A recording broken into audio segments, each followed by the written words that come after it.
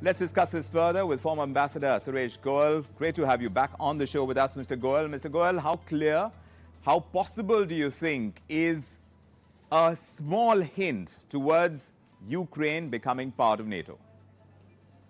Good evening, Vikram, and good evening to all the people listening to this discussion.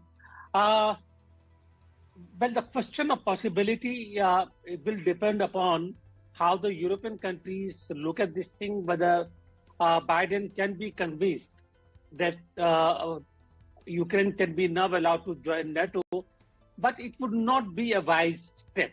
Therefore, rather than talking about the possibility, the desirability is a better question, and let me talk about that really. The fact is that what President Biden says that Ukraine is in the midst of a war already. And if Ukraine were to join NATO, that would basically mean getting NATO directly into war with Russia at this stage. And that is highly, highly undesirable because Russian tactical nuclear weapons are already in Belarus. NATO is another nuclear organization. And therefore, there is a great chance in that case of a nuclear conflagration and the war becoming even more heightened. In the same context, what I think we should understand is that even in 1991, at the end of the Cold War, when Secretary of State Baker was in conversation with President Gorbachev then, it had been explained very clearly that nothing would be done to affect the security interests of the new state of Russian Federation, which was the inheritor state of the Soviet Union. It was clearly understood, therefore, that the new states which are formed after the disintegration of Soviet Union, particularly those on the border and the Eastern Europe, will not be joining NATO. That assurance was compromised on pretty soon after that. When Poland joined in, Czech Republic, so on and so forth, many other countries which had been actually gone away from Soviet Union, joined and became part of NATO.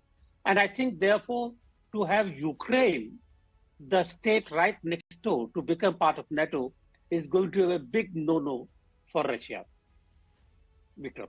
Mr. Goel, Russia is going to do in this kind of scenario, in case there is a statement, a hint of any kind, like we were saying, Russia, which at this point in time is fighting a war which seems very prolonged, when it gets this hint, under the might of Western sanctions, it has tried to hold course. When it comes to oil, for example, energy, it has tried and found its partner in Saudi Arabia as well. How do you think Russia is going to take on this challenge?